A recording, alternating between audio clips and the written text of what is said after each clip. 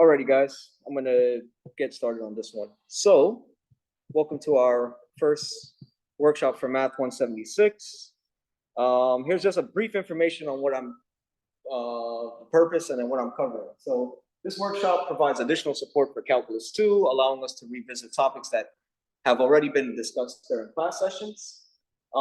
In this class, we'll review the following topics. So, these topics that are here are probably from like lessons 1 through 4, right? Antiderivatives, definite integrals, fundamental theorem of calculus, substitution, logs, and inverse trig functions, area between two curves. Kindly take note that the exercises or problems we're taking from the Pearson's MyLab homework assignment. So I looked at, courtesy of Alvin, I was able to see what the homework assignments were. And I took like a few problems from like each lesson, and I basically build the problem set that way. All right, so we begin with the very first problem. And the first problem is just all about evaluate the following indefinite integral. So there are a few properties regarding an integral. The first property is that when you have a sum or difference of multiple terms, when you have multiple terms inside your integral, you can separate it into individual integrals, right? You can always say that if I have, the integral of f of x plus or minus g of x plus or minus h of x, right? If you have multiple terms, you can separate this into multiple integrals, right? You can rewrite this as the integral of f of x dx plus or minus the integral of g of x dx plus or minus the integral of h of x dx. Right, that's one important property about integrals, right? This allows us to, when we look at that one integral there, you could break it up into multiple parts. For example, since this integral contained 5 terms, this one integral could be broken down now into 5 integrals. You can have the integral of 7x to the 5th dx. Here we have a minus, so I'll pull that out, minus the integral of 6x to the negative 2 dx, plus the integral of 3e to the x dx, plus the integral of 2 sine of x, minus the integral of 4 over x dx. Right, so that's one rule that I use there. Another rule that you can use is the constant multiple rule. Anybody remember what the constant multiple rule allows us to do? Right, if I have, I'll just write it here. If I have, let's say, an integral where you have a constant, let's call it c, or I don't want to confuse you, let's call it k of f of x, k times f of x dx, what can you essentially do to the k? That's right, you can move the k in front of the integral. So if you have the integral of k times f of x, this is the same thing as k times the integral of f of x dx. So in my first line here, I just wrote out or separated the first integral into multiple integrals. And now I can use the constant multiple rule wherever I have a constant.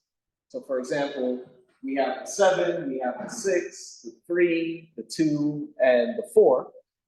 They all could be pulled outside of your integral along with their, if it's a negative sign, we could also pull that out. But the negatives is already pulled.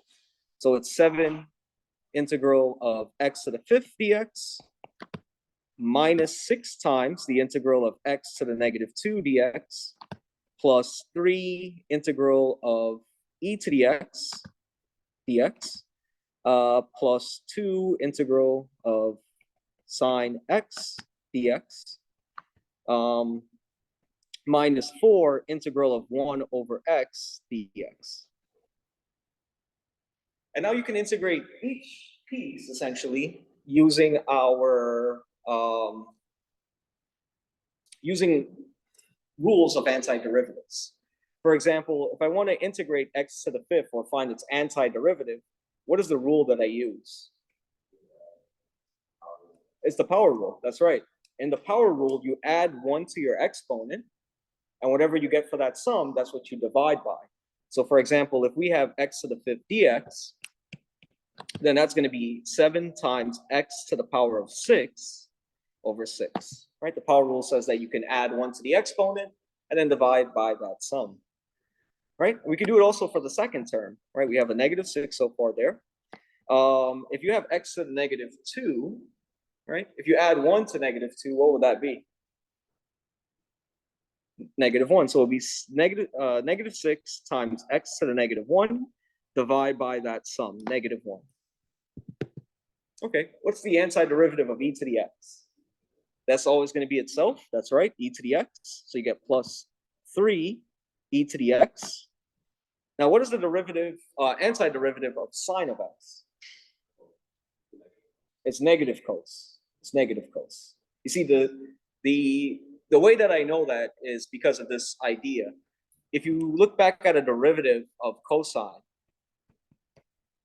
the derivative of cosine is going to be negative sine. And if you think about the other trig functions that starts with the letter c, you have cosine, cotangent, and cosecant. Because they all begin with the letter c, their derivatives are negative. Now, how is that helpful? Well, the derivative of sine is just positive cosine because sine begins with the letter s. So that's my way of looking at it. Is that since it begins with the letter s, I know that its derivative is going to be positive. So derivative of sine is cosine. But since we're now doing the opposite, the antiderivative of sine is now negative. Okay, so we have -2 cosine of x. And anybody know what's the antiderivative of 1 over x? That's going to be the ln rule. That's right. If you look at 1 over x, I'll write this in red on the side here. 1 over x is the same thing as saying x to the -1 power. And your power rule doesn't apply with x to the -1 because in the power rule, you add 1 to your exponent. Now, what's -1 plus 1? 0. Now, remember, in the power rule, you have to divide by that sum. So can we divide by 0? No. So the special rule with x to the -1 is that when we find its antiderivative, we say it's the ln of the absolute value of x. Since I have the -4 on the outside, we write it as -4 ln of the absolute value of x. And lastly, because I'm having indefinite integral, I just need to write plus c at the end.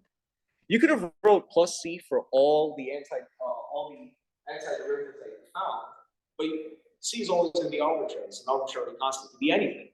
So if I were to add up all the constants together, you still get back a constant. So it's just fair enough to write 1 plus c.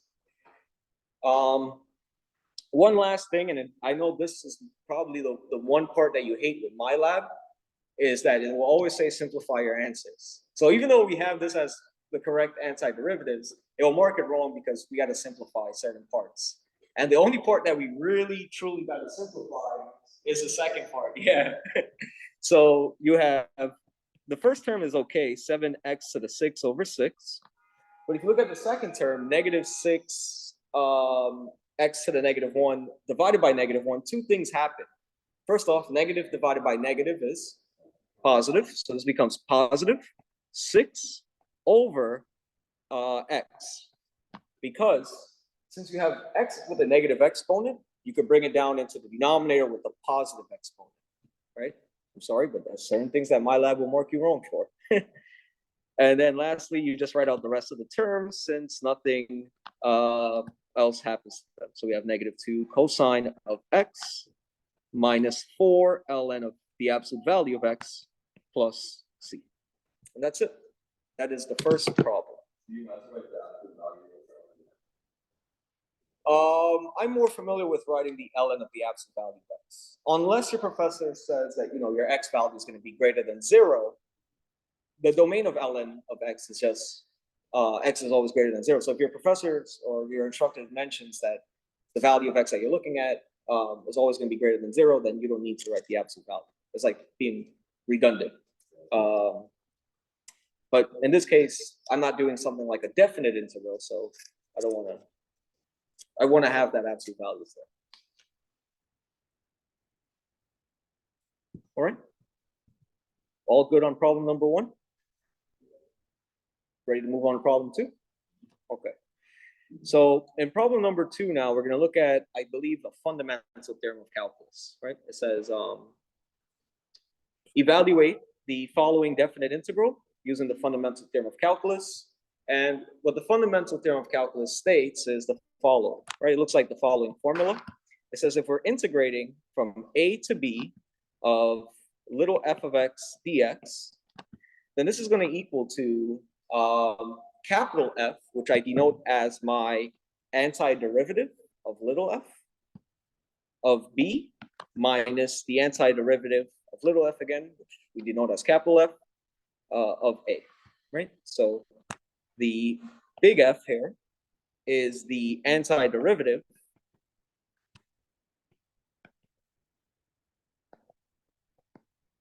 of little f. Now, pay attention as when I do this example, because one thing that I feel like some students lack when they solve this problem is the usage of like parentheses or brackets. I think parentheses or brackets are very helpful.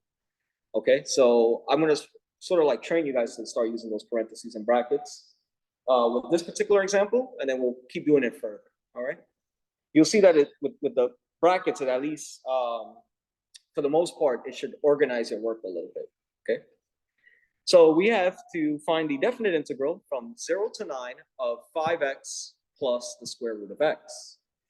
Here's the deal.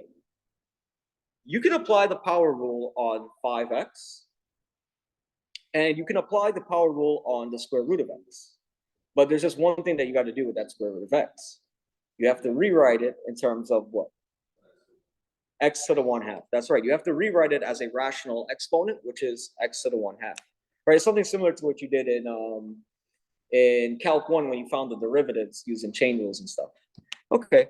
So first, I just do a rewrite. I'll say 0 to 9, the integral from 0 to 9 of 5x plus x to the power of 1/2 dx. And what I can do is integrate both terms. When I integrate both of these terms, that is going to be my big F. That's going to be my antiderivative. And what I usually do is I put the antiderivative in a set of brackets. Okay, what is the antiderivative of 5x? That's right, it's going to be 5x squared over 2 by the power rule. And if you use the power rule again on x to the 1/2, you got to add 1 to that exponent. So say again? That's right. So if you add 1 to your exponent of 1/2, 1 plus 1/2 is 3/2. So you have x to the power of 3/2 over 3/2. And this is going to be from x equals 0 to x equals 9. Now, what I can do before I start plugging in my limits of integration here is I could do a rewrite. You see, instead of saying that I'm dividing by the fraction of 3/2, you can multiply by its reciprocal instead, right? And when I say reciprocal, I mean that you just flip the fraction. So what is the reciprocal of 3/2? 2 over 3. So this will give us, again, I'll put this in brackets, 5x squared over 2 plus 2 times x to the power of 3/2 over 3 from x equals 0 to x equals 9. All right. So now we're ready to apply the fundamental theorem of calculus. As long as we have our antiderivative here, all we got to do is just plug in our limits of integration. So I'm going to scroll down. So wherever I see an x, I'm first going to plug in 9. And then whenever I see an x again, I'll plug in 0.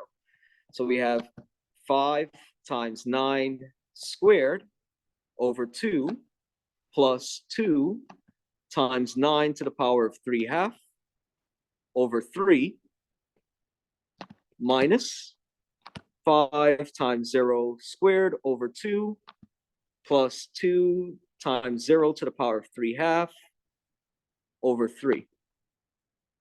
Now, one set of brackets is easy to compute. Which one do you think is easier the two to compute?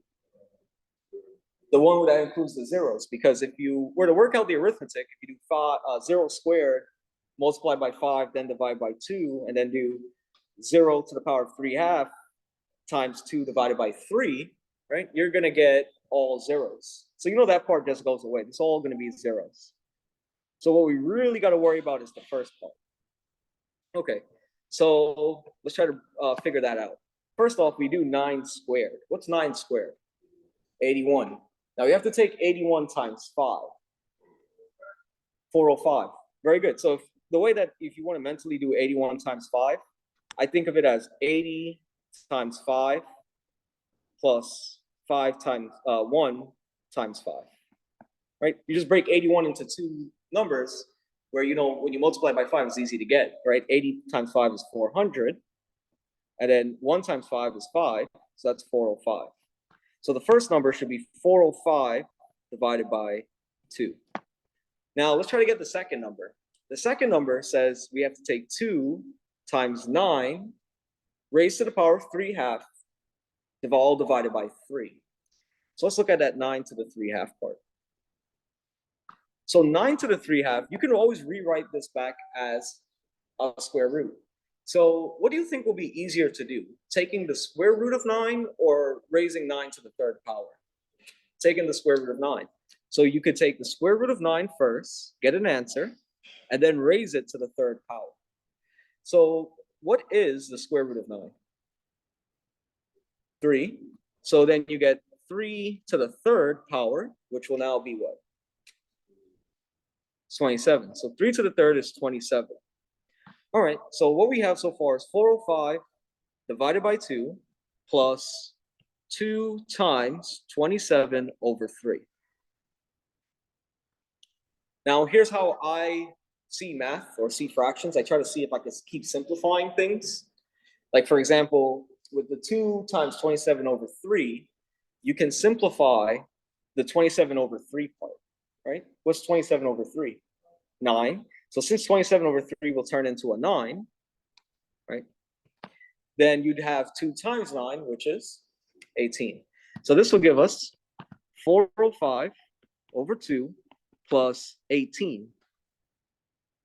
Now, if you want to, again, with my lab, this would have been a good answer if this was, you know, paper and pen exam. But on my lab, you have to write this as a single answer. So you have to combine it as one fraction. So I would write 18 as a fraction as 18 over 1. Find the LCD, which is 2. So 1 times 2 is 2, of course. And then 2 times 18 would be 36. And now I'm allowed to add my two fractions. 405 plus 36 is going to be 441. So you get 441 divided by 2. And that will be your answer. All right. Again, the most important part with this problem is that you see the usage of the brackets for the antiderivative part. It really helps when you use these bigger brackets to surround your antiderivatives, and then, of course, when you have to plug in your limits of integration. I'm going to do it constantly whenever I have to solve some sort of definite integral. Anybody got any questions?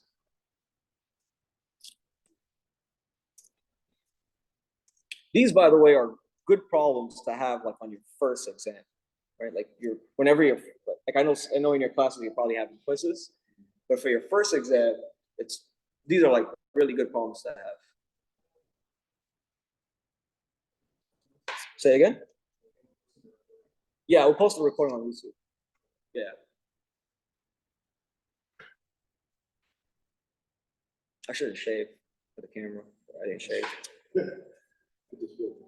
Yeah. It's funny, I don't think I have the camera set on me, but I always got my head turning this way. And behind me is only this. You're not seeing that part. But at least they get to see the screen. Okay. All good on problem 2? All right, let's look at problem 3 now. So problem 3 says, again, we can evaluate the following definite integral using the fundamental theorem of calculus. So we can solve this problem very similar to what we did from problem 1 and 2. What you can do is you can pull the constant right out, the 4, so that way you can recognize, my bad. Let me swap color.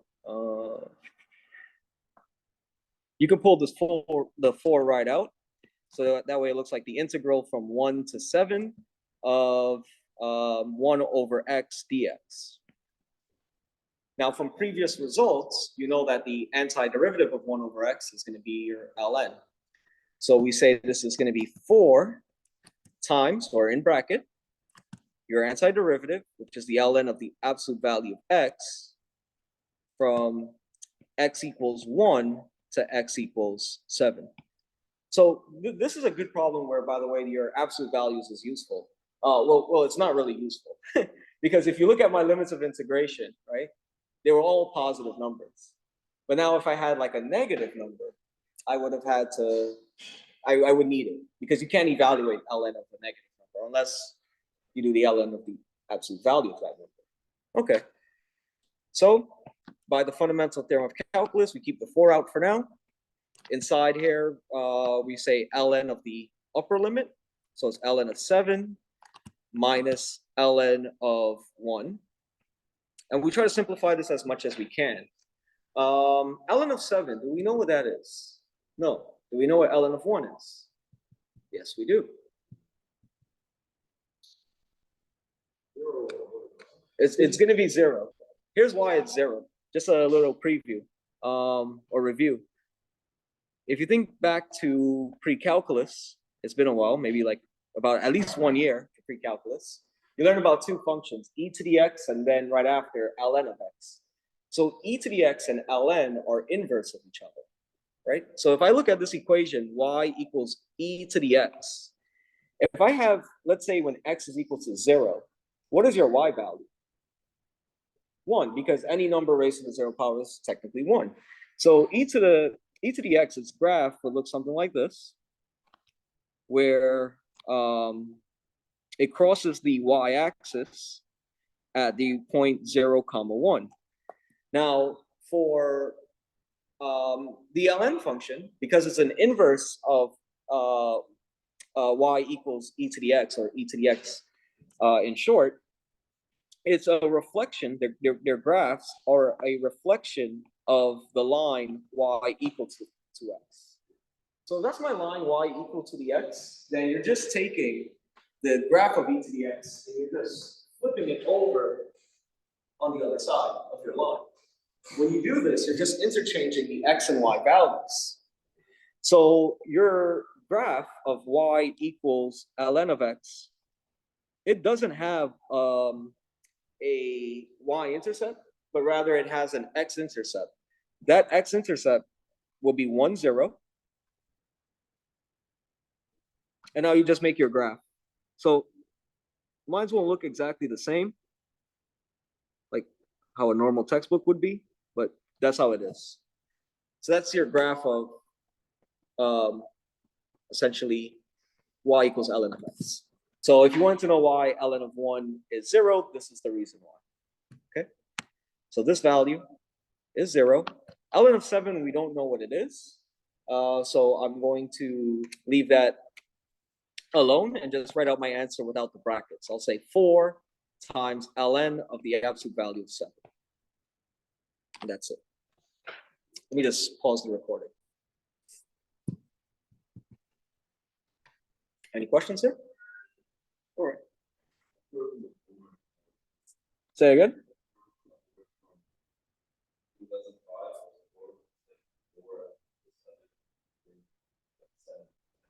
Yeah, you have to use some properties of ln.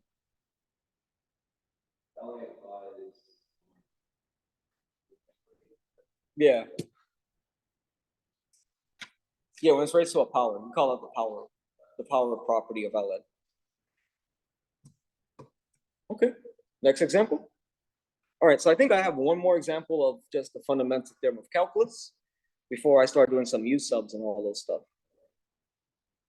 So in problem 4, we have to evaluate the following definite integral again using fundamental theorem of calculus. So inside of the integral, we have e to the x over 8 dx, and the limits of integration goes from 0 to ln of 77. So if you want to solve this problem, you can use a lot of the ideas that were mentioned already. Like, for example, you could pull out your constant multiple, which is a fraction. It's going to be 1 over 8. So if I pull the 1/8 out, we'll have from 0 to ln of 77 of e to the x dx. And now this just looks a little easier to now find your antiderivative and of course apply FTC. So the antiderivative of e to the x is, we said earlier, is e to the x. So you're going to have 1/8 on the outside. In my bracket, I'm going to have e to the x. And on the outside of the bracket, I write out my limits of integration. X equals 0 to x equals ln of 77. Now you plug in the limits of integration. This gives you 1/8 of e to the power of ln of 77 minus e to the power of 0. Now, in the previous problem, I gave it away what's e to the 0, right? E to the 0 is 1. But what's e to the power of ln of 77? Nope, it's just going to be 77. That's right. So in short, if you have e to the power of ln of x, then the answer is always going to be x. This is called somewhat of your identity. If you have ln of e to the x, then the answer is going to be x. All right. So we're going to get 1/8. And inside my brackets, e to the ln of 77 is just 77. E to the 0 is 1. And now you work this out. 77 minus 1 is 76. So this gives us 70. I'll just put it here since I'm running out of room. 76/8. And of course, my lab would work this answer wrong, even though it's right, because you would need to simplify your answer. So what does 76/8 simplify? Or what's the number that goes into 76 and 8 evenly? 4. Yeah, 4 goes into 8. We know 4 goes into the 8 twice. And how many times does 4 go into 76? 19, right? The way that you quickly got that was, you know that 4 goes into 80 20 times. So if you just subtract 4, you got your 19, right? So your answer would be now 19/2 simplified.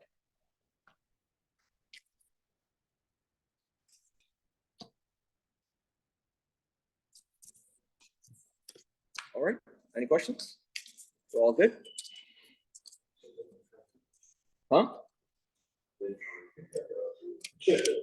Soon. I'm gonna teach it soon.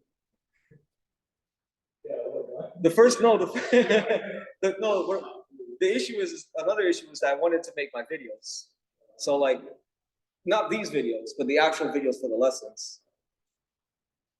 So once I have the videos done, I could teach the class. No, I'm not muted. My other Zoom meeting I'm in two, basically, look, if you go to participants, I'm here twice. Yeah, so the other one's on. That's how I teach all my classes. Because once I do it high flex style, so I always record my lessons and then post it on Blackboard. Yeah, definitely. All right, ready for problem 5? Okay, so in problem number 5 now, we have to do 2 things. We have to find the net area and the total area of the region y equals 3 cosine of x, and the x-axis between x equals 0 to x equals 2 pi. So we can use FTC to help us compute the net area and total area, but we just got to be careful, right? When you're computing a net area, it's always going to be your area above the x-axis minus the area above below the x-axis. So when I look at this word net area, I think about profit, like how much it costs to make something versus how much revenue you have. So your profit is always equal to revenue minus cost. So long story short, when you look at a graph, you're going to have some function, right? Like let's say if we're from A to B, you're going to have some part of the function that's going to be above and then below this x-axis, right? So for example, in this piece, it's above, but this piece down here is going to be below, right? So in short, we're taking the sums of the the area above the x-axis, and then we're taking away your cost essentially, which is the area below the x-axis. Right. So in words, net area is equal to area above x-axis minus area below x-axis. Your total area is basically the sum of all the regions.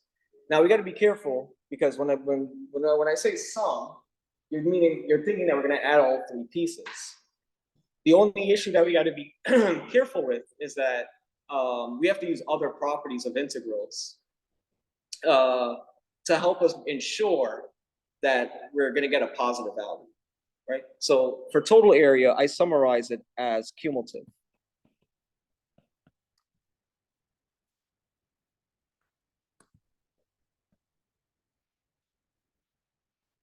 Okay, so I'll show you with this picture. So first, let me graph y equals 3 cosine of x from 0 to 2 pi. So all I need is my y-axis. I need my x-axis as well. This is 0. This is pi over 2. This is pi 3. I should make this a little longer.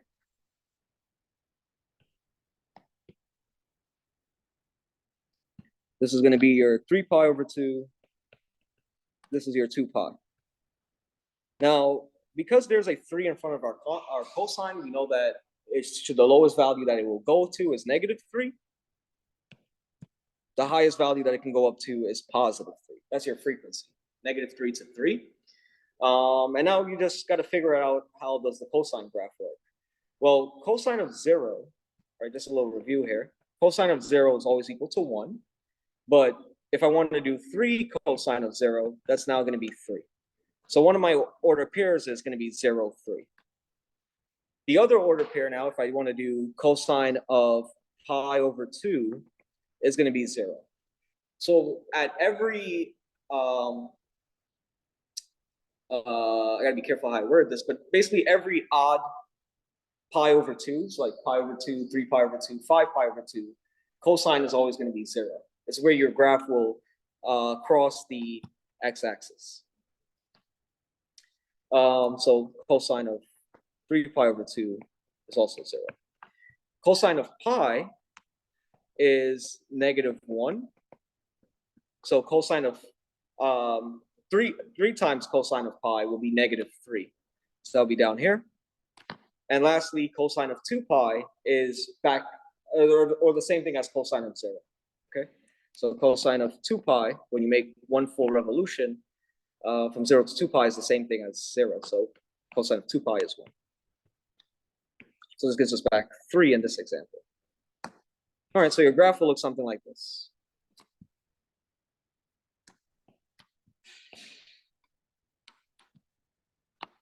Now, we're looking at this from 0 to 2 pi. Right, here's our 0, here's our 2 pi. And we also know that we're also looking at this x-axis.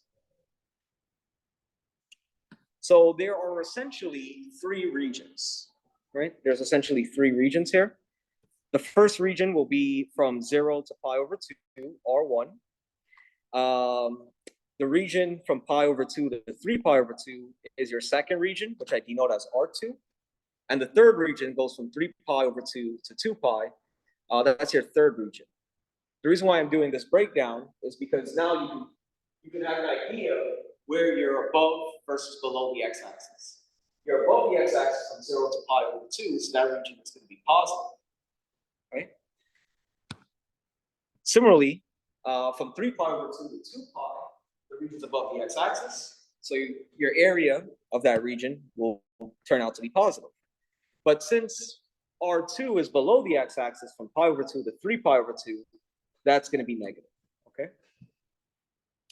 So how do I get my net area, my total area? Well, the net area is computed just like how you compute a normal definite integral. Your net area is more simple. The net area is just going to be equal to the integral from 0 to 2 pi of 3 cosine of x dx. That's it. Because in this integral, you're looking at taking, again, the areas above the x-axis minus the area below the x-axis. It's all summarized here for us. So let's actually compute this. What is the antiderivative of cosine? Sine, right? Remember, the derivative of cosine, negative sign. So now the antiderivative of cosine is going to be positive sine. So this will give us, since there is a 3 in front of that cosine, we're going to get 3 sine of x from 0, x equals 0, to x equals 2 pi. So we plug in our limits of integration, beginning with 2 pi. So we have 3 sine of 2 pi minus 3 sine of 0. Anybody know what's sine of 2 pi and sine of 0? Sine of 0 is 0. That's right. What do you think sine of 2 pi is going to be? It's also 0. Remember, at 0 and an angle with 0 degrees or 2 pi is 1 full revolution. So both 0 and 2 pi, we call them coterminal angles. So they share the same value. So since you know that sine of 0 is 0, then sine of 2 pi, which is coterminal with 0, is also 0. So if this is 0 and this piece is 0, when I work out the math, what are we going to get? We're just going to get 0. So if to make a real life application of this basically means that you made no profit. Right? That means that your revenue is equal to exactly what your cost is. And my graph is horrible in terms of drawing wise, right? It's not the most nice graph. But if I were to do this on like a computer software, you can see that the two pieces, R1 and R3, if you were to like combine them together, it's equal to R2. And if you think about it, looking at what net area is, the area above the x-axis minus area below. If area region 1 and region 3 combined together makes region 2, when you subtract the 2 together, you're going to get 0, right? So that's why you can see that in this problem, net area is 0. But if you want your cumulative area now, you have to apply some other properties regarding integrals. For example, what we can do here is we can break this integral into based off of the 3 parts, right? So our total area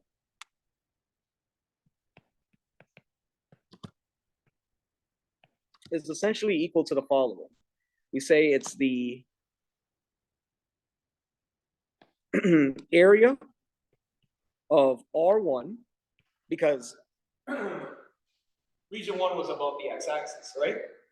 Now, since region 2 is going to be below the x-axis, right? We know that its area is going to be negative. So how can we turn a negative into a positive? What else do you essentially need?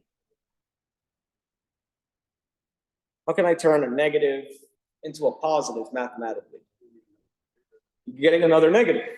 So instead of saying R1 plus R2 plus R3, I'm going to say the area of R1 minus area of R2.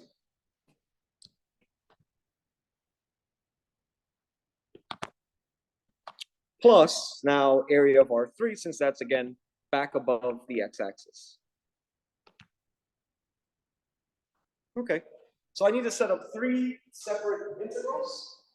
And when I set up my 3 integrals, my limits of integration now changes, right? For example, area of region 1 is strictly from 0 to pi over 2, right? So here we're going to have 0 to pi over 2 of 3 cosine of x dx minus the integral of pi over 2 to 3 pi over 2. That's the points in where you were below the x-axis of 3 cosine of x dx. And now for region 3, it goes from 3 pi over 2 to 2 pi.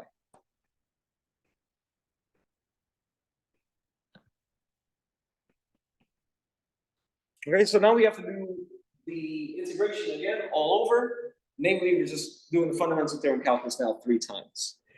So let's work it out. So for the first one, we're going to get, we know that, again, the antiderivative of cosine is sine. So it's 3 sine of x from 0 to pi over 2 minus 3 sine of x from pi over 2 to 3 pi over 2 plus the integral of 3 cosine of x from 3 pi over 2 to 2 pi. All right, let's plug in our limits of integration for each one of them, and then we should be able to get an answer at the end.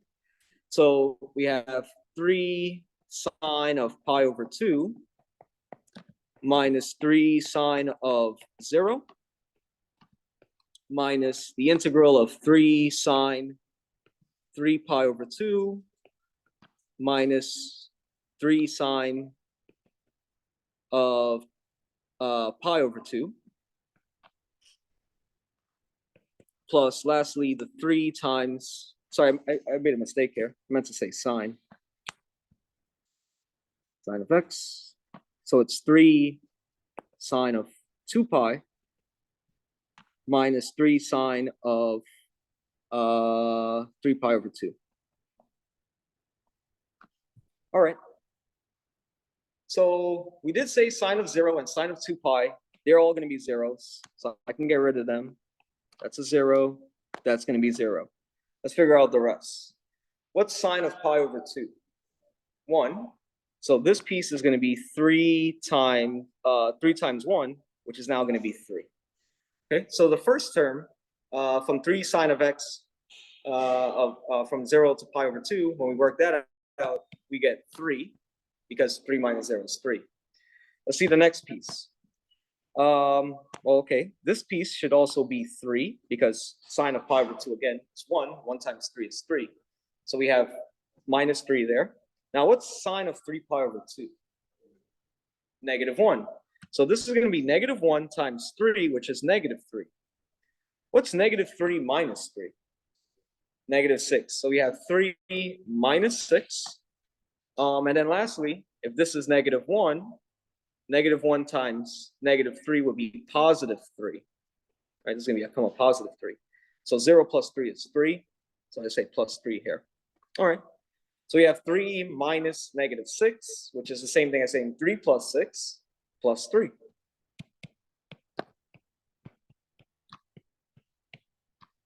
Which is going to be 12. And that's your solution. So the total area, I'm just going to, excuse me, slide it back up.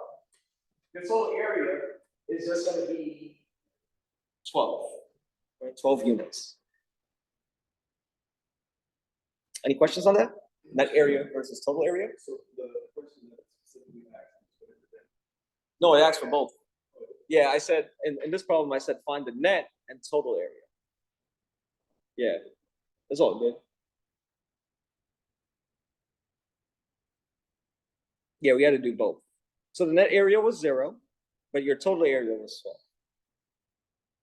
This sort of makes sense, by the way, if you think about my calculate, what I said earlier about how the top is equivalent to the bottom. Because if you look at your top turns out R1 and R3, 3 and 3 is 6. 6 minus 6 would have been 0. Yep. Any questions? That's right. You break down the regions. So you separate it. So technically speaking, where I have an area of R2, I should have put absolute value bars there in place. But because I know from my picture that R2's area would have been negative, it's below the x-axis negative, then if I put a negative in front of it, the two negatives turns into a positive. Say again? That's right. That's right. Based on your region, based on your picture. I didn't take the final since 2014. Things change. I don't think they'll ask you a question about total area. That's more of a question that probably be on your first exam. But I know on the final exam, it does talk about setting up an integral for area, which I'll show you when I get there. Pretty good? Okay. So we're gonna now go into problems 6, 7, 8, and 9. And those 4 problems, we're all gonna look at U sub. Right? So I basically took care of definite integrals, the basics of antiderivative rules, and just some basic properties regarding definite integrals. Now let's look at the indefinite integrals, again with U sub. So for problem 6, it says find the indefinite integrals. Here, what I want you to notice is that the U substitution for integration is the reverse of a chain rule. And when you're applying the reverse of a chain rule, when you apply the chain rule for derivatives, you sort of always look for like an inner function. Well, that's almost the same case here. Your U is something that you should be able to recognize sort of right away as an inner function. So if I have 15x squared times cosine of 5x cubed minus 8 dx, what do you think my U is going to be? That's right. My U is going to be the 5x to the third minus 8, right? This piece is sort of like a function inside of a cosine function, right? You have like a quadratic inside of a cosine. Is there a word for that? What? 5x. 5x cubed minus 8? I just call it the inner argument. I don't have like a specific like word. Yeah. You can think of it as an argument because look, you're saying let U be something.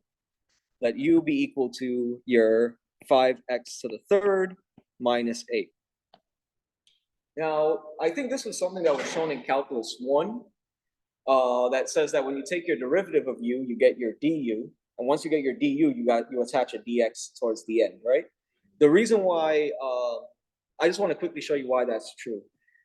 If you make U equals 5x cubed minus 8, what you're essentially doing here with this entire equation is that you're taking your derivative with respect to x. So when you take your derivative with respect to x, the first part would be like you're taking the derivative of U. Well, the derivative of U is technically 1, right? If you were to take this derivative with respect to itself, but since you're taking the derivative with respect to x, you say 1 du dx or just simply du dx. Okay? You say du dx is equal to the derivative of the other side of the equation. So the derivative of 5x cubed is what? 15x squared. And the derivative of negative 8 is 0. So lastly, in a U substitution, you always got to change the ending, right? You're rewriting one integral in terms of x into U. So you're saying that you're integrating with respect to U. That's why you rewrite du by itself, or somewhat by itself. So long story short, you did like a little cross multiplication if you need to, but you can always say that this is now 15x squared dx. The shorthand of it is just saying du is equal to 15x squared dx without going through the second and third lines. Okay? Now, if you look at it inside of your integral, do you have a 15x squared dx? Yes, you do. So 15x squared dx together is going to get replaced by du. 5x cubed minus 8 is going to get replaced by u, and you just have cosine of u du. Right? Okay? So this integral in terms of u is going to be cosine of u du. And we already established what's the antiderivative of cosine. That's going to be sine, positive sine. So you have sine of u plus your arbitrary constants, since we're dealing back with indefinite integrals again. And your last step of u substitution is you replace the u with what you defined it with, the argument. So if u is 5x cubed minus 8, you just replace the back end. So your final answer is going to be sine of 5x to the third minus 8 plus c. Okay? That one wasn't too bad. Let's look at the second one, number 6. In problem 6, you have the integral, the second part of problem 6. You now have the integral of 3x squared divided by your 9 minus 6x cubed dx. Hello, you're here for Calc 2? No, I was just saying that. Would you like to go into the math center? It's right next door. Yeah. I mean, you're more than welcome to stay, but maybe the math center. You can definitely get some work done too. All right. What do you think is going to be your u? That's right. Your u is going to be the 9 minus 6x to the third. So we have to find our derivative. So we say du is equal to the derivative of 9 minus 6x cubed. Derivative of 9 is 0. What is the derivative of negative 6x to the third? Negative 18x squared dx. Don't forget to say the dx at the end. But if you look at inside your integral, do you have sorry about this. Do you have a negative 18x squared? No, you have a 3x squared. So there's two things that could be done here. First of all, your constant, such as the negative 18, can be moved to the other side of the equation, right? Mathematically, since it's multiplied on one side there, to move it on the other, you have to divide negative 18 on both sides. The way that I show the division of negative 18 is I write its reciprocal, right? If you have negative 18 as your integer, then the reciprocal of that will be negative 1 over 18. So you have negative 1 over 18 du equals x squared dx. Now, that negative 1 over 18, you are allowed, because it's a constant multiple, you are going to be allowed to pull it outside of the integral. In fact, you're also allowed to pull the 3 outside of the integral. So if I take this particular integral and rewrite it in terms of du, you're going to get or in terms of u, you're going to get the following. The 3 will be pulled outside. The negative 1 over 18 will also go outside. So if I do 3 times negative 1 over 18, that's just the fraction negative 3 over 18 times the integral of 1 over square root of u du, right? The u is replacing 9 minus 6x to the third. The x squared dx is getting replaced by du. And of course, I'm just using 1 as a placeholder. Is this line clear? Good. Okay. Now this is something that's a little bit more easy to integrate because you can rewrite square root of u as u to the 1/2. But since it's in the denominator, you can bring it to the top. So this gives you negative 3 over 18 on the outside of the integral u to the negative 1/2 du. Okay. Yeah, we could do that. I'll do that towards the end. All right. So what is my antiderivative of u to the negative 1/2? Yeah, you got to use the power rule. So we have to add 1 to the exponent. Say again? That's right. It's going to be u to the 1/2 over 1/2, right? Negative 1/2 plus 1 is positive 1/2. So you got u to the 1/2 over 1/2 plus c. All right. Now, lastly, you just got to simplify this answer, right? So the negative 3 over 18, you can definitely simplify that. That's just going to be negative 1 over 6, since 3 goes into itself 1 time, 3 goes into 18 6 times. Now, because I have the 1/2 that's lingering in the denominator inside the bracket, you would multiply by the reciprocal. So it's going to be 2. So I have to simplify again, because if I multiply 2 by my new simplified fraction, which was negative 1/6, that will give me negative 2/6, right? So we have negative 2/6 of u to the power of 1/2 plus c. But again, negative 2/6 now simplified will be negative 1/3. So we have the negative that goes on the top. We're staying outside of the fraction. We have the 3 that will go into the bottom, right? Because this becomes negative 1/3. And you replace the u with what it was originally. That was 9 minus 6x squared. So you have 9 minus, not 6x squared, but rather 6x cubed raised to the power of 1/2 plus c. And that's your solution. Any questions with using U sub of indefinite integrals? No, you cannot, because you can't combine 9y and 6x cubed. Plus, you can't just simply take 1/2 of each, raise 9 and 6x cubed to the 1/2 power. Both of those are not allowed.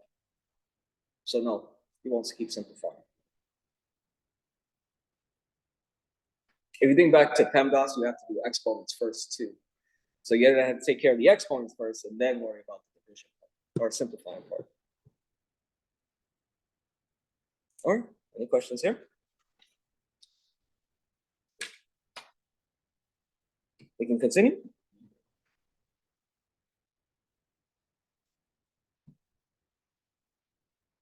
All right. Problem 7, I have more indefinite integrals here. We have the integral of e to the power of 5x over e to the 5x minus 7 dx. So what do you think will be my u?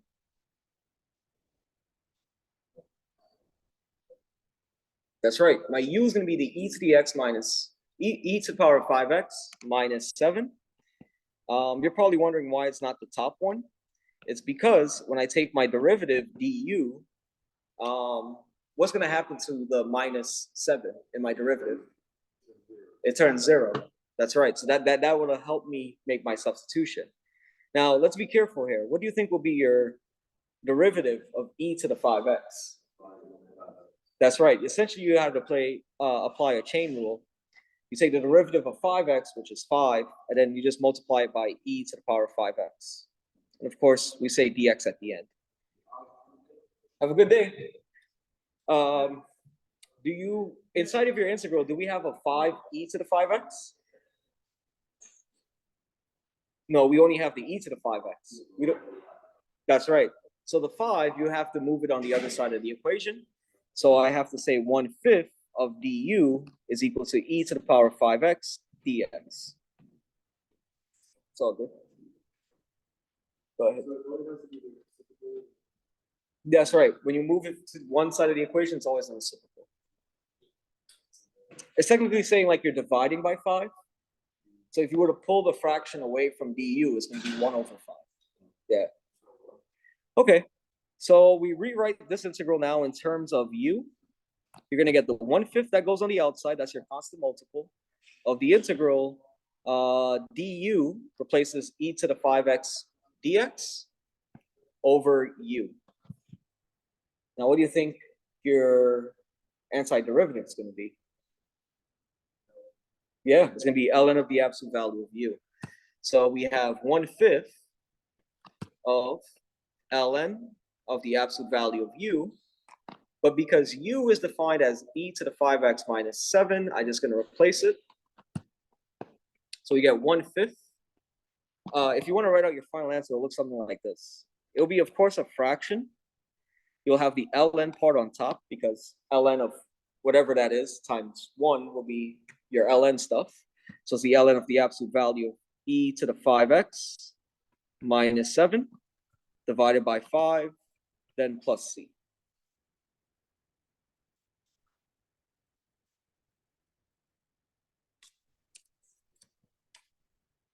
Any questions there?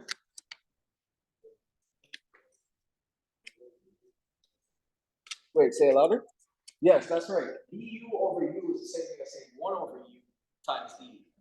Yeah, this piece here? Yeah, du over u is the same thing as 1 over u times du. So if you're integrating 1 over u, you know it's ln. I just wrote the du over u to make you think about it a little bit.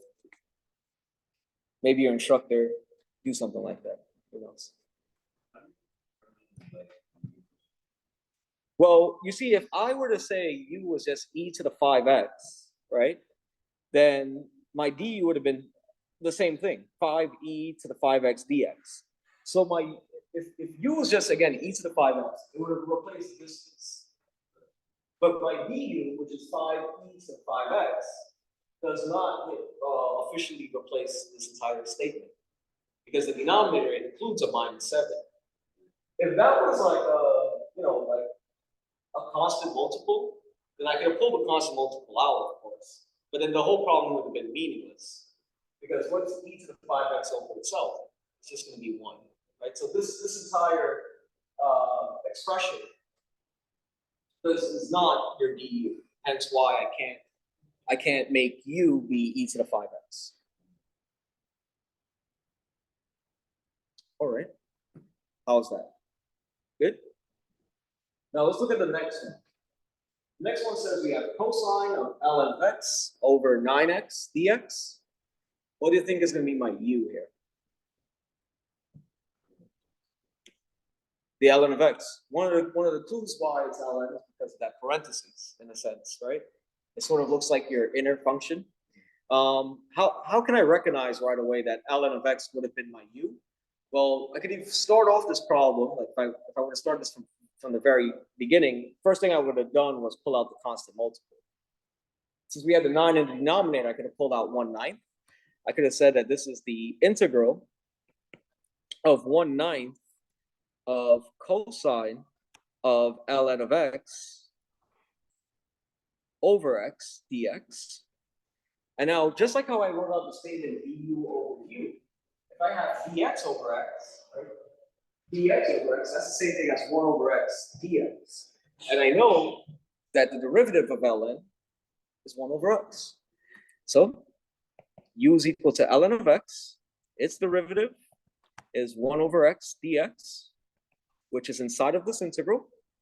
So if I rewrite this now in terms of u, we get 1/9 of the integral of cosine of u du.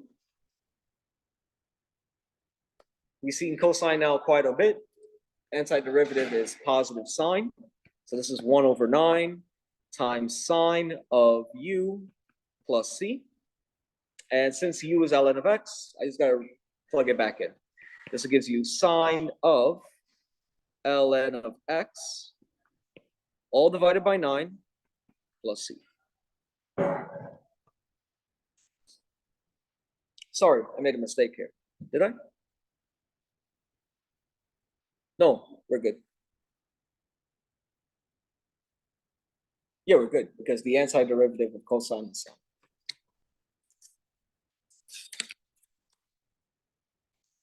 Any questions here?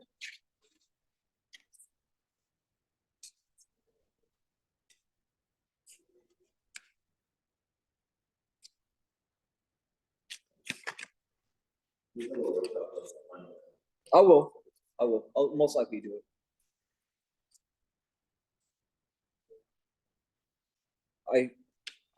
I'll try to. This is like technically like a review for your midterm, because you can always rewatch this stuff. Yeah, there's gonna be 2 weeks though that I won't be able to do it this semester.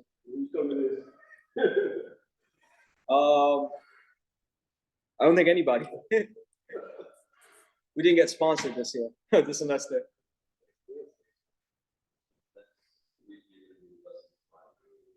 Yeah, I'm gonna see what's left on what's next on the syllabus, and I'll cover it. All right. So we got about roughly 40 minutes or so. So let me just keep going. I got like a few more problems to show you. I have problem 8. Problem 8 is a little lengthy, but let me do problem 9 only because we just saw it, right? So what I want to show you now is using u substitution with definite intervals. Now, if you notice, definite intervals again has its limit of integration. Both of these limits of integration is in terms of x. So when you're going to make your u substitution, you also change your limits of integration. It just makes the calculation easier for you, okay? So in this example, what do you think is going to be my u?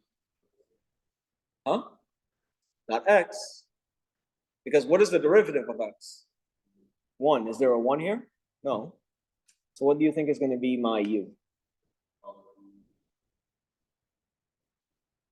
Nope, you don't need to go that far. Just ln of x. Say again? Yeah, that's right. Your u is just going to be ln. So just like in the previous example, you let u be equal to ln of x, because inside this problem, you have dx over x, right? don't worry, you're gonna see what's gonna happen with it in this moment. Don't worry. Your du is now 1 over x dx. You see, when I change the variable part from x to u, I have to change my limits of integration, so I'll come back. But if you think about it, if u replaces ln of x, then you're now gonna have u to the 4th power, right? You're gonna have u to the 4th. You could have actually rewrote ln of 4 to the x, ln to the 4th power of x as actually, in parentheses, ln of x to the 4th. They're both the same thing. And again, if ln of x is my u, I will now have u to the 4th du. Okay? But again, like I said, we're going from x to u, so I also have to change my limits of integration. So starting with the lower limit of integration, I'm going to call that a. When we have a is equal to 1, we plug that into our equation u equals ln of x to get now the new lower limit. So your u is going to equal to ln of 1. Well, what is ln of 1? Ln of 1 is going to be 0. So the bottom limit will be 0. And now if my upper limit, which is e to the 5th power, I plug that in for my u, we have ln of e to the 5th. So what is ln of e to the 5th going to be? That's just going to be 5. Right? Essentially, since ln and e are inverse of each other, they just cancel each other out. So you get 5. So you have from 0 to 5 of u to the 4th, du. Right? So when you change your limits of integration now, here, it makes it much easier now to integrate and then find the definite integral, of course. Right? What is your antiderivative of u to the 4th? That's right. It's going to be u to the 5th over 5. Sorry, I'll write it back this way. U to the 5th over 5, where u is equal to 0 to u equals 5. Right? Remember when I was playing FTC before, I was saying x equals 0, x equals 5, to x equals 5. Now it's in terms of u. Okay. So you plug in your limits of integration. You get 5 to the 5th power over 5 minus 0 to the 5th power over 5. What is 0 to the 5th divided by 5 going to be? 0. So that's going to be gone, right? We could get rid of that. That's just all 0. Now, 5 to the 5th over 5, you can simplify that, right? They both have the same base, so what do you think your new exponent is going to be? 4, that's right. As long as your base is the same, you can subtract the exponent. So 5 minus 1 is going to be 4. So this will give you 5 to the 4th power. And then you had to work this out, right? So you did 5 times 5, which is 25. And then you have another 25 again. So 25 times 25 will be 625. Yeah. So this is the same thing as saying, 5 squared times 5 squared. 5 squared is 25. So 25 times itself is just going to be 625. And that's it. Any questions?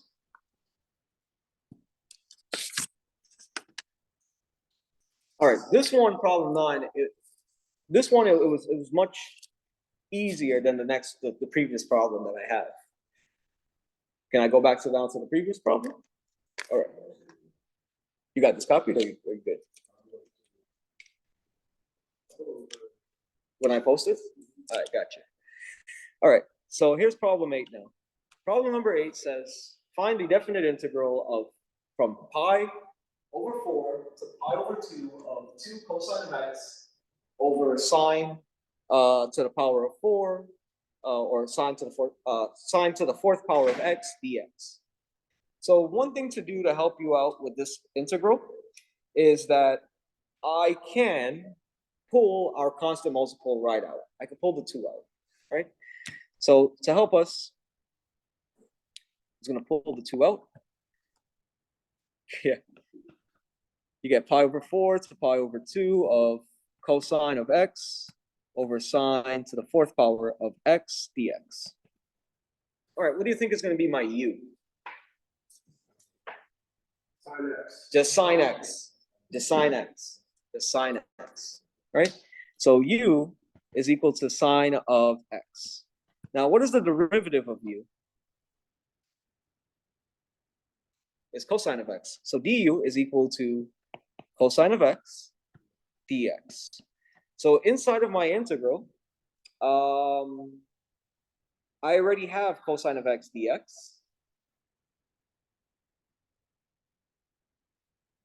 So I'm replacing that with du, and I'm replacing sine of x with u. Okay? So our new integral will look like this. It will be 2 times the integral of from pi over 4 to pi over 2 of 1 over u to the 4th du. But then I just need another rewrite here, because since I have a variable term in the denominator, I bring it up. But what happens when I bring it up? Exponent becomes negative. So this is 2 into the integral sign, pi over 4 to pi over 2 of u to the power of negative 4 du.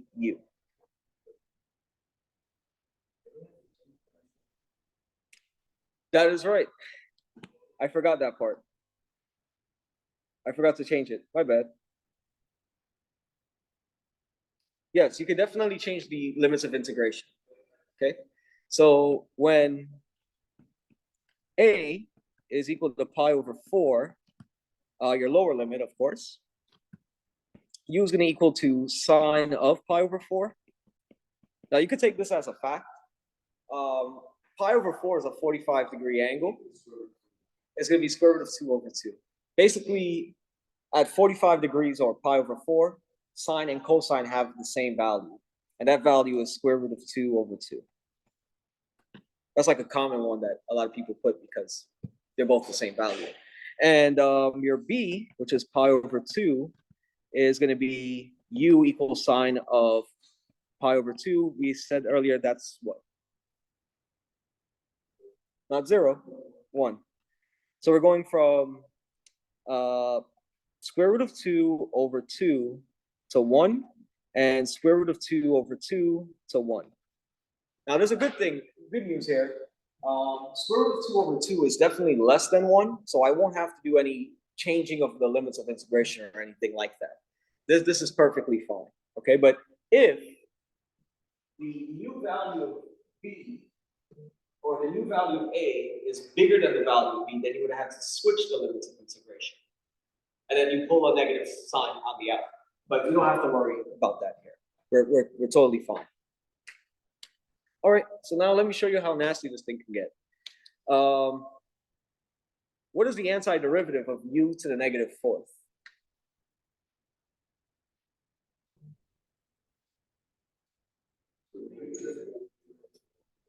That's right. The antiderivative of u to the negative 4 will be u to the negative 3 over 3. So you have 2 on the outside, u to the negative 3 over negative 3, from u equals square root of 2 over 2 to u equals 1.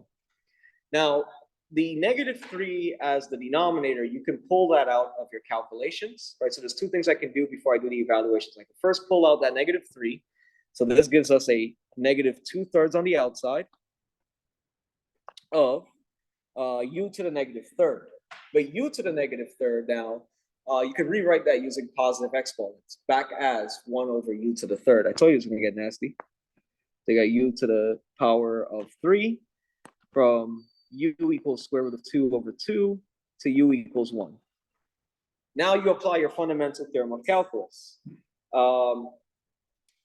You get 1 over 1 cubed, which fortunately for us, that's all going to be a fancy way of saying 1, right? So negative 2/3 of 1 times 1 cubed minus 1 over my new u value, which would have been square root of 2 over 2 cubed.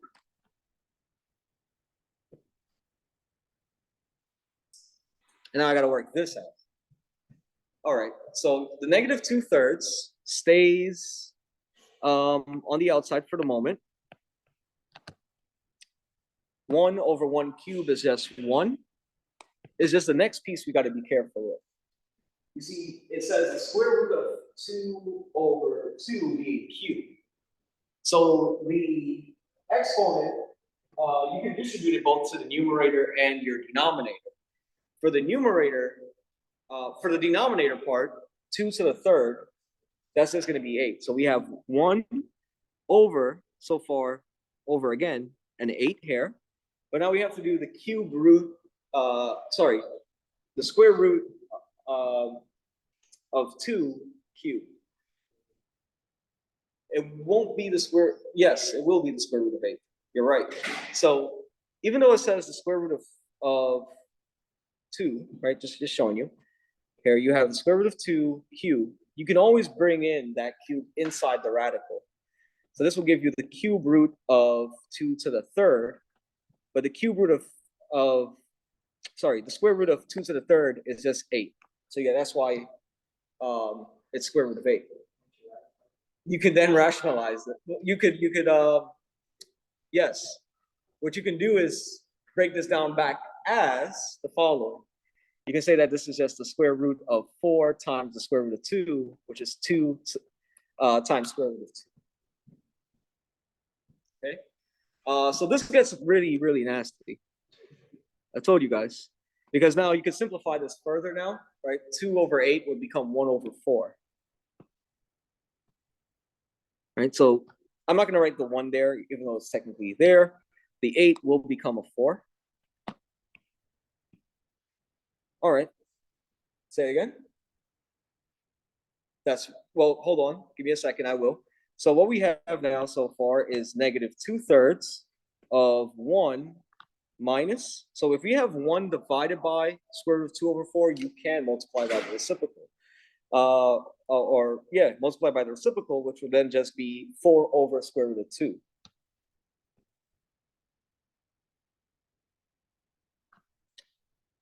If I wanted to write this out as a single answer, the 1, I can convert that as a radical 2 over radical 2 as well. So I'm doing this without rationalizing out the denominator part. I'm going to say negative 2/3 of square root of 2 over 2, or square root of 2, sorry, minus 4 over square root of 2. Now, in the numerator, can I combine the square root of 2 and the 4?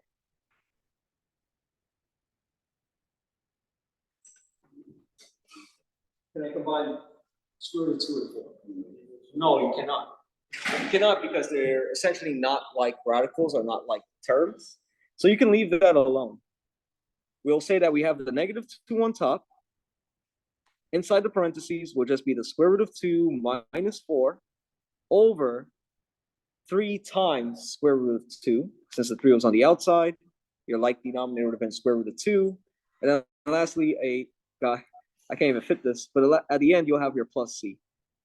So like I said, it turns out to be a very nasty computational problem that I thought about after I typed it. And I was like, you know what, I'm not changing this. Yeah, I told you. Oh, man. Yeah, I would have done the same thing. Trust me. If I was in your predicament, definitely will. But it was good practice, though. It's good practice. But it did take up time, though. It does take time. That's the thing about this class. If you choose the correct integral to do your lessons, that one integral could be like your entire lesson. It's that long. That's right. That's right. Okay. Yeah. Well, that's part of the department thing. So the department says no calculators.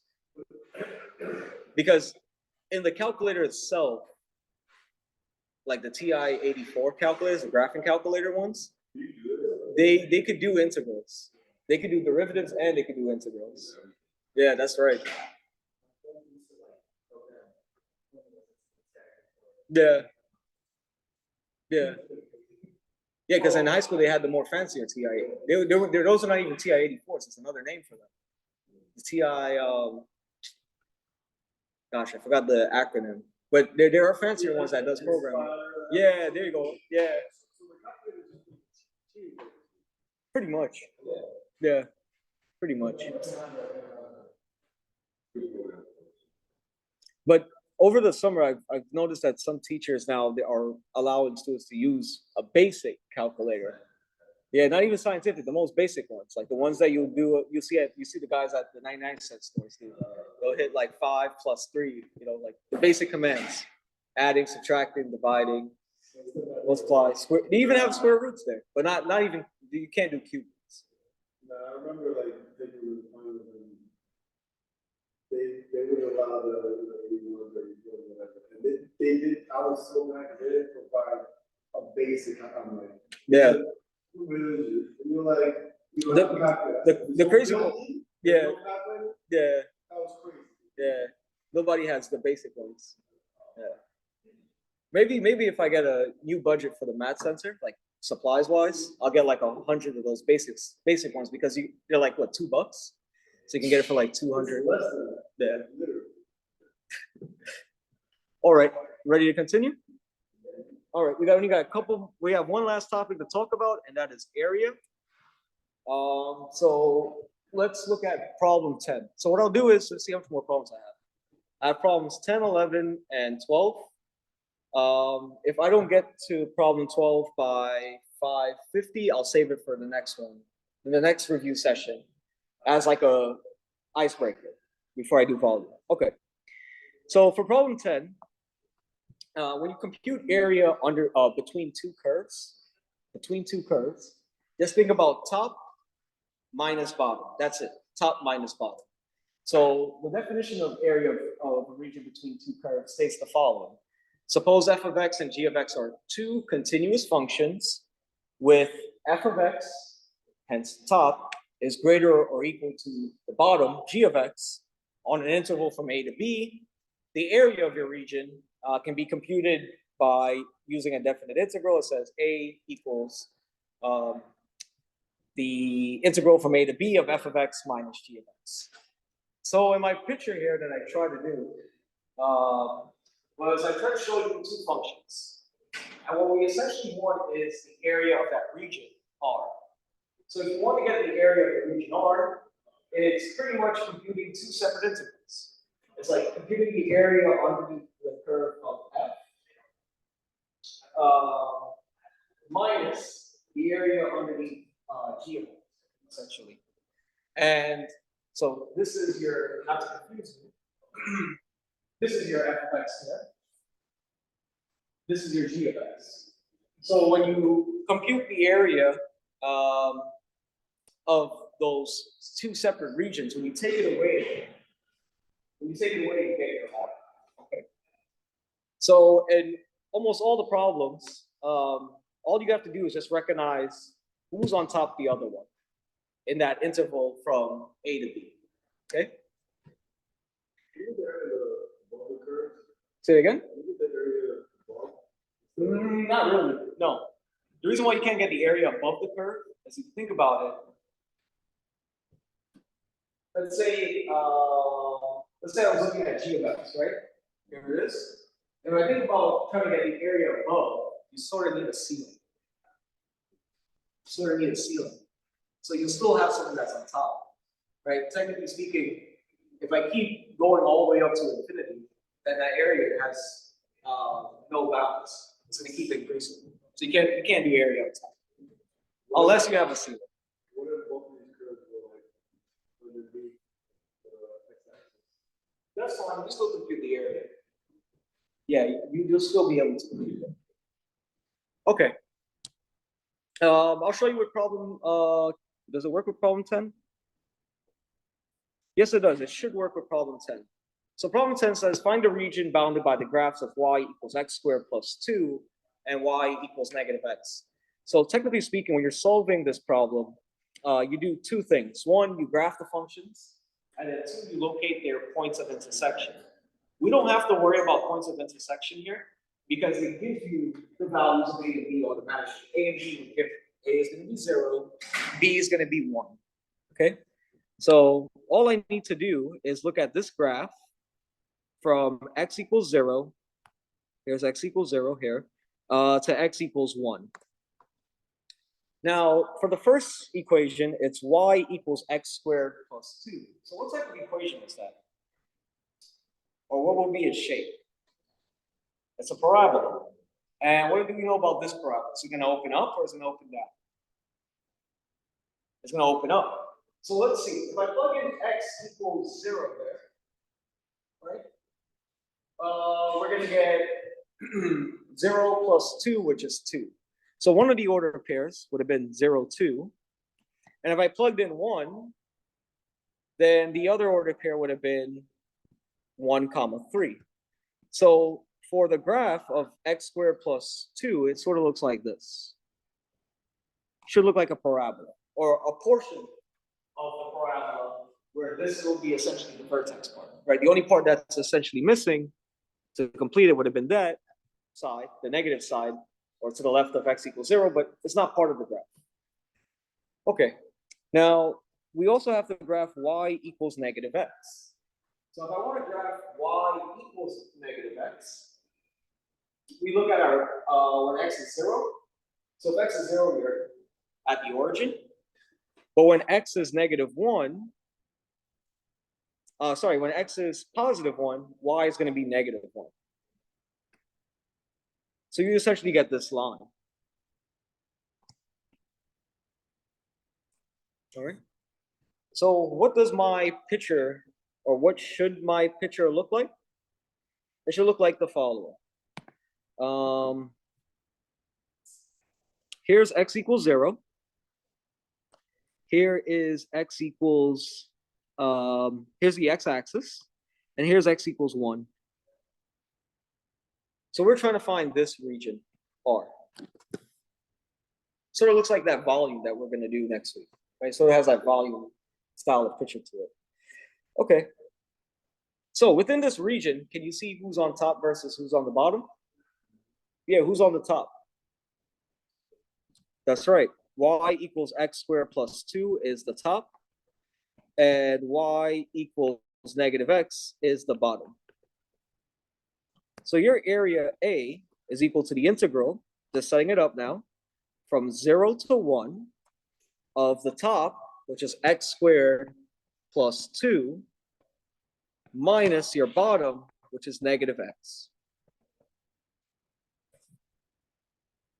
Now you just simplify this a little bit, and then you compute the integral. For example, the two negatives will turn into a positive. So putting this in order of the powers, you will have x squared plus x plus 2 dx. And then you integrate it. Okay. If you integrate this, x squared antiderivative is x to the third. Antiderivative of x is x squared over 2. And the antiderivative of 2 is 2x. This is from x equals 0 to x equals 1. Now, x equals 0, if I plug that in, the lower limit, that's all 0. So I don't have to worry about that. I just got to worry about what happens when I plug in 1. So if I plug in 1, we get 1 to the third over 3 plus 1 squared over 2 plus 2 times 1. And again, I'm just going to put minus 0 just to show that I plugged in that lower limit. And then you simplify this. So you get 1/3 plus 1/2 plus 2. And you would have combined that into a single fraction. Because of time constraint, are you okay with me just leaving this part alone? Okay.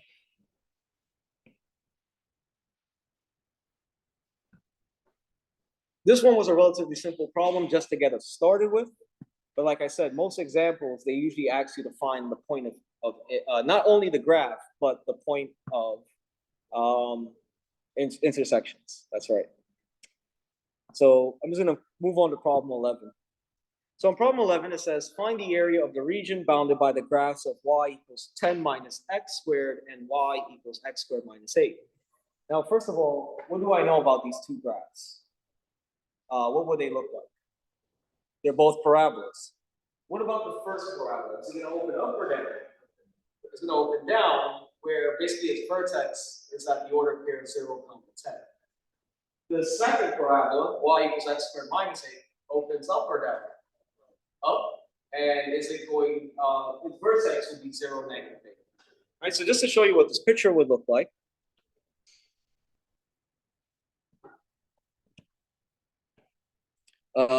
Here's your origin. Let's say this is, I go by 2s, 4, 6, 8, 10. Let's say this order pair is 0, 10. What I know is this parabola is opening down.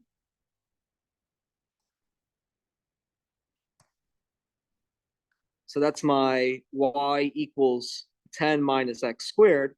The other parabola, y equals x squared minus 8 now, opens up, where its vertex, let's say somewhere here, oops, my bad, is 0, -8. This should open up. So what we're trying to compute in this graph is the area of this region. Now, when I look at my picture, I could easily figure out what's top and what's bottom, right? Who's the top function? That's right. The y equals 10 minus x squared, based on my picture here, that's going to be the top function. The y equals x squared minus 8 now is my bottom function. So that's my picture so far. I know who's going to go inside of, like, when I set up my integral, I already know that I have my 10 minus x squared minus x squared minus 8 dx part. That I know of. All I need now is my limits of integration. To get your limits of integration, you can see that both of these graphs essentially, they might not hit at those exact locations, because this is drawn to scale and to rush. So the way that you find them is you set the two equations equal to each other, right? So finding points of intersection.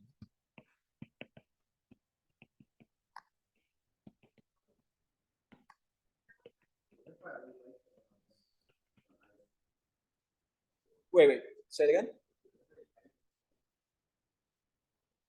Yeah, negative x squared plus 10 is fine. That's okay. All right, so finding your points of intersection, you get 10 minus x squared is equal to x squared minus 8. So essentially, you have to move everything to one side of the equation so that way you can set it equal to 0. So what I'm going to do is I'm going to subtract 10, and I'm going to add x squared on both sides. It's just easier for me to do it that way. So on that entire left-hand side of your equation, you're going to get 0. Now, what is x squared plus x squared? 2x squared. Yeah, that's going to be minus 18. So 2x squared minus 18 equals to 0. You can solve this by factoring, right? For example, if I were to just rewrite it the other way around, 2x squared minus 18 equals 0. What's a number in common that you can factor out of? You can factor out of 2. If you factor out the 2 and divide 2 on both sides of the equation, right, the 2's will go away. So on that left-hand side of the equation, you get x squared minus 9 equals to 0. Now, if you look at x squared minus 9, this resembles what? Difference of two perfect squares. So this becomes x plus 3, x minus 3 equals to 0. So your point of intersections are going to be x equals negative 3 and x equals positive 3. The x equals negative 3 essentially is your A. Your x equals 3 is going to be your B. Y coordinates should have been 0. So Let's see. No, if I plugged in negative 3, right? Negative 3 squared is 9, so 10 minus 9 is 1. So technically speaking, this should have been above the x-axis, not below. And this one would have been 3 squared, which is 9. 9 and 8 is 1, so they should have been both above. So my sketch was off, but that's okay. What do you mean?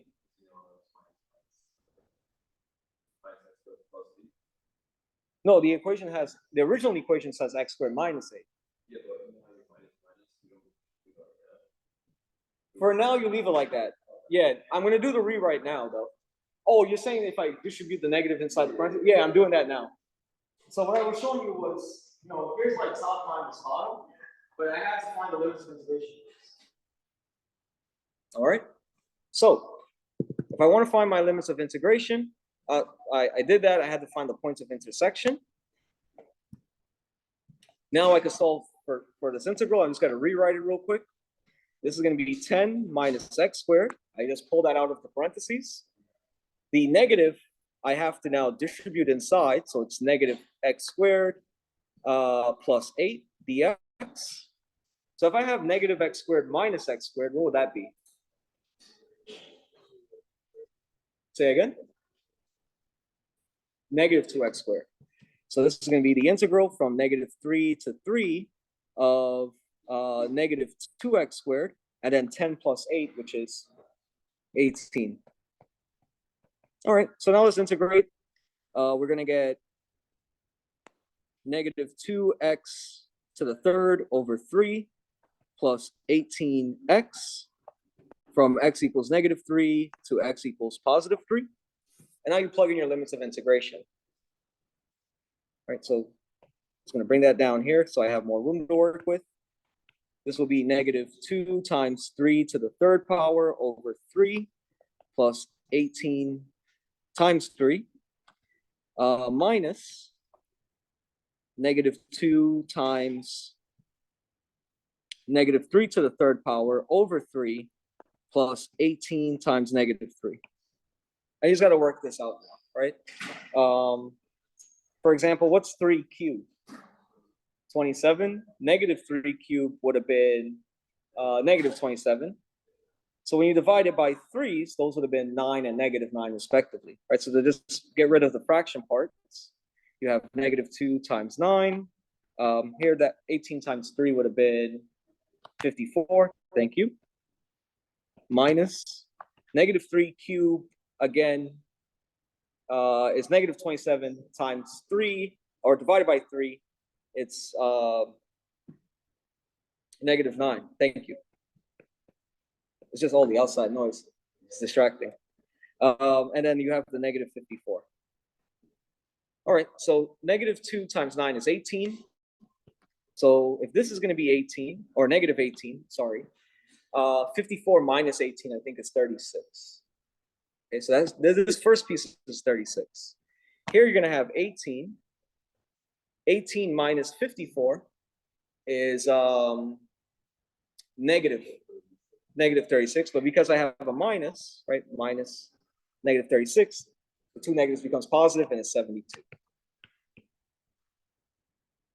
So I'm sorry about that. The noise kind of like screwed up my thing here, but that's all of problem 11. Let me just rotate it. So if you guys want to take a quick picture. So where do I go to get this to load? Yeah, so let me stop the